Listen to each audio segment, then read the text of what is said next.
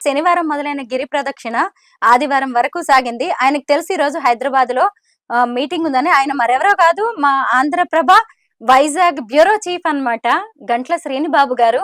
ఈరోజు మీటింగ్ ఉంది. అయినా సరే ఆయన గిరి ప్రదక్షిణ అనేది ఆపలేదు. 28 సార్లు చేశారు. 28 సార్లు చేసిన ఒక భక్తుడు ఈరోజు ఆంధ్రప్రభ ఆఫీస్‌కొస్తే నేను మీ అందరికీ పరిచయం చేయకుండా ఊరుకుంటానా? నాతో మామూలుగా క్యాజువల్‌గా మాట్లాడుతూ ఆయన చెప్పారన్నమాట. మేడం చూడండి, కాళ్ళు బొబ్బలొచ్చాయి, గిరి ప్రదక్షిణ చేశాను. అది కూడా 28 సార్లనేది నాకు చాలా ఇంట్రెస్టింగ్ అనిపించింది. లేదండి అసలు ఆ కాళ్ళు, ఆ బొబ్బలు దేవుడు ఈరోజు ఇక్కడి దాకా తెప్పిచ్చాడు. నిజంగా నాకొక ఇంటర్వ్యూ ఉండే, అది క్యాన్సిల్ అయిపోయింది.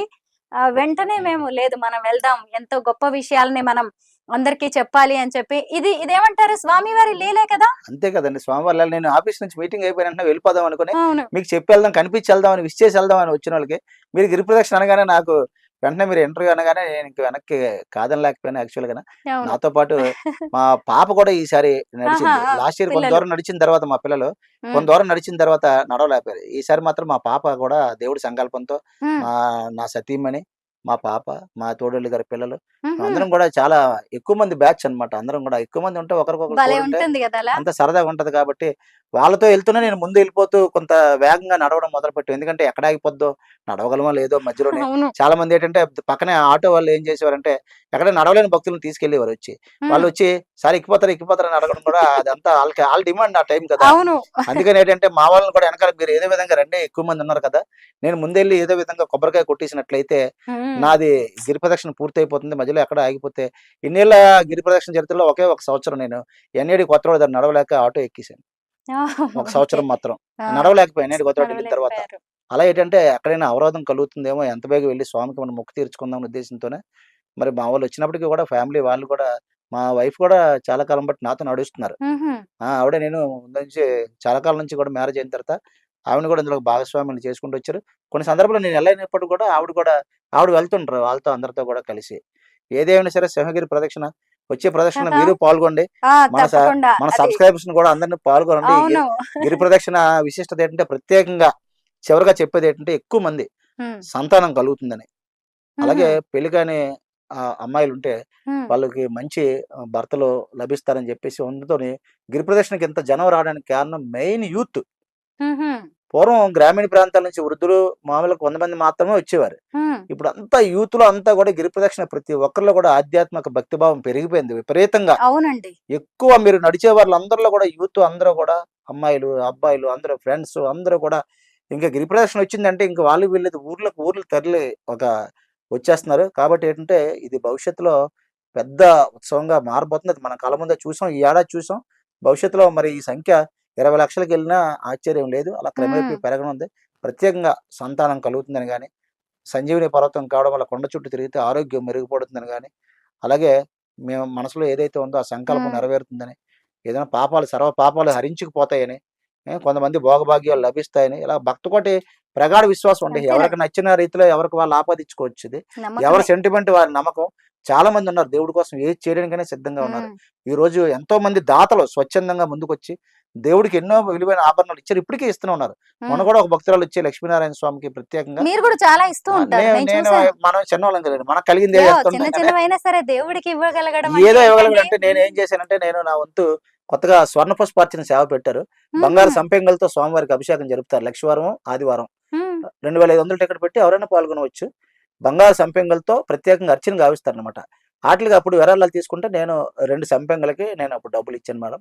2,00,000 చిల్లర అంతే అయింది. తర్వాత ఏం చేశారంటే ఏకాదశి రోజు స్వర్ణ తులసి దళార్చన చేస్తారు. ఆ! బంగారు తులసి దళాలతో. ఓహ్! బంగారు తులసి ఇప్పుడు తులసి ఎలాగైతే ఉంటదో అలాగే హ్మ్. తులసాకులుంటాయి. అవే బంగారంతో చేయిచ్చారనమాట. అది హుహు. కూడా 2500 కట్టి ఆర్జిత సేవలో పాల్గొనవచ్చు. ఆటిలికి గూడా ఒక 2 ఇచ్చాను. అలాగే స్వామివారికి ఎప్పుడైనా ఏదో చిన్న చిన్నవి ఏదైనా లేదనుకోండి టెంపుల్‌కెళ్ళినప్పుడు చెప్తుంటారు వాళ్ళు. ఇది ఎవరైనా ఇచ్చినోళ్ళుంటే చూడండి మంచిది ఏదైనా ఇవ్వాలంటే, అసలు నేనక్కడ ప్రహ్లాదుడి విగ్రహం పెడదామని సంకల్పించాను.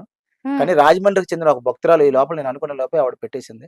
హుహు. లోపల ఆలయంలో ప్రహ్లాదుడి విగ్రహం ఉంది. ఎందుకంటే ప్రహ్లాదుడి రక్షణార్థం వెలిసిన ఆలయం కాబట్టి, అవును. ఆ అవకాశం నాకు దక్కలేదు గానీ, ఎక్కడ ఏదైనా అవకాశం ఉంటే ఇంకేదైనా చేయాలి సంకల్పం ఉంటది.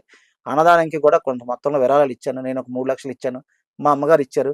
అలా హ్మ్. ఏంటంటే ఏదైనా సరే భార్యాపిల్లలు బ్రతకడానికి ఉంటే చాలు. మిగతాది ఏదైనా స్వామివారికి ఇచ్చడానికి సిద్ధం. ఏమండి దేవుణ్ణి ఎప్పుడు మనం మాకు అది ఇవ్వండి, ఇది ఇవ్వండి అని దేవుణ్ణి కోరుతూ ఉంటాము. అలాంటిది దేవుడికి ఇచ్చే భాగ్యం దక్కడం అంటే ఏంటండి చిన్న విషయమా? అందుకనే భార్య, పిల్లలు బ్రతకడానికి ఉంటే చాలు ఏదైనా సరే మా వైఫ్ వాళ్ళు గూడా ఎప్పుడు గూడా ఈ విషయంలో మాత్రం అభ్యంతరం తెలపలేదు. ఉన్నదంతా దేవుడికిచ్చేస్తే మనం అలా బ్రతుకుతాం అంటారు గూడా చాలా మంది గాని, హ్మ్. వాళ్ళు గూడా నా పరిస్థితిని అర్థం చేసుకొని ఏ రోజు గూడా దేవుడోత్సవాలకెళ్ళినప్పుడు గూడా ఆటంకాలు గాని, హ్మ్. ఏవి పెట్టరు. ఎక్కడికైనా ఎళ్ళిపోతే నేను లుంగీ కట్టుకొని మామూలుగా బట్టలేసుకొని ఎళ్ళిపోతాను అంతే. హ్మ్. ఆళ్ళ ఇష్టం ఉంటే ఆ రోజు ఉత్సవాన్ని బట్టి మా పాప, మా అబ్బాయో, మా వైఫో వస్తారు. హ్మ్. లేకపోతే నన్ను మాత్రం ఆళ్ళు రాకపోతే మాత్రం ఆళ్ళ అభ్యంతరం తెలపరు. మనలాంటి ఓపిక ఆళ్ళకి ఉండదు కాబట్టి. అవును. కాబట్టి ఆళ్ళ భక్తి పారవశ్యాన్ని బట్టి ఆళ్ళొస్తుంటారు ఉత్సవాల్లో గూడాను. హ్మ్. లేకపోతే మేమందరం మన జర్నలిస్టులు అందరం సరదాగా అందరం కలిసి ఎళ్తుంటాం. హ్మ్. అలా అందరం కలిసి ప్రతి ఉత్సవంలో మాత్రం అవకాశం వరకు పాల్గొంటాం. హుహు. ఆ స్వామి గూడా అలాగే అనుగ్రహిస్తున్నాడు. మరి మీరు గూడా ఈరోజు చాలా విషయాలు హ్మ్. నిజంగా నాకే అద్భుతంగా అనిపిస్తుంది. ఏమో స్వామివారు నన్ను మళ్ళీ ఎప్పుడు సింహాచలం అప్పన్న తన దర్శనానికి పిలుచుకుంటారో నేను కూడా ఎదురు చూస్తున్నాను. మీరు గూడా ఢిల్లీలో పెద్దగా ఆంధ్రప్రభకి బ్యూరో చీఫ్‌గా పనిచేసి ఈరోజు ఆంధ్రప్రభ ద్వారా ఇన్ని లక్షల మంది సబ్‌స్క్రైబర్స్‌ని ఓహ్! ప్రతి ఇంటర్వ్యూ గూడా అటు భక్తి ఛానెల్ గాని, ఇటు 5 ఛానెల్స్ గాని, యూట్యూబ్ ఛానెల్స్ ద్వారా మీరు గూడా లక్షలాది మందిని మరి మనకి సబ్‌స్క్రిప్షన్ గూడా సంపాదించి పెట్టారు. మరి మీరు కూడా భవిష్యత్తులో మహాత్మా గారు గూడా మీ హస్బెండ్, మీ పిల్లలు గూడా మీరు గూడా బాగుండాలి. వచ్చే గిరి ప్రదక్షిణలో మీరు కూడా పాల్గొని అఫీషియల్‌గా ఒకవైపు మీ విధులు నిర్వహిస్తూనే గిరి ప్రదక్షిణలో కూడా పాల్గొంటే 2 అయిపోతాయి. స్వామి ఏమో కార్యం, స్వకార్యం చెప్పలేము. కాబట్టి ఖచ్చితంగా ఆ కోరిక కూడా దేవుడి నెరవేరాలని బ్లెస్సింగ్ కోరుకుంటున్నాను. ఎలా ఉంటుందోనండి. మనం అనుకోగానే సరిపోదు కాబట్టి ఆయన బ్లెస్సింగ్ ఎలా ఉంటే అలాగా. ఏదేమైనా అంతే. మీకు ధన్యవాదాలు మేడం. Thank you. ధన్యవాదాలండి. నిజంగా శ్రీను బాబు గారు నాకు చాలా సంతోషంగా అనిపిస్తుంది. ఇంకొకటేంటంటే 32 సార్లు గిరి ప్రదక్షిణ చేయాలనే మీ కోరిక, సంకల్పం గూడా తప్పకుండా నెరవేరాలని మేము కోరుకుంటున్నాము. ఒకటేనండి. ఎప్పుడైనా సరే ఒకటే ఒక మంత్రం ఉంది. ఆ మంత్రం ఏంటంటే హ్మ్. స్వామివారి అర్చక వర్గాలు కూడా ఆ మంత్రానికి తిరగలేదనమాట. ఉగ్రం వీరం మహావిష్ణుం జ్వలంతం సర్వతోముఖం నృసింహం భీషణం భద్రం మృత్యు నమామి నమః అనే ఒక్క మంత్రం చదువుకుంటారు. ఆ ఒక్క మంత్రం పఠిస్తే ఎటువంటి కష్టాలైనా సరే ఎగిరిపోతాయన్నది ఇది. ఆ హ్మ్. మంత్రానికి ఉన్న పవర్ అటువంటిదనమాట. ఆ మంత్రం మాత్రం ఖచ్చితంగా టెంపుల్‌కొచ్చిన భక్తులందరికీ దేవస్థానం వేసే వార్షిక క్యాలెండర్‌లో కూడా ఆ మంత్రమే ఉంటది.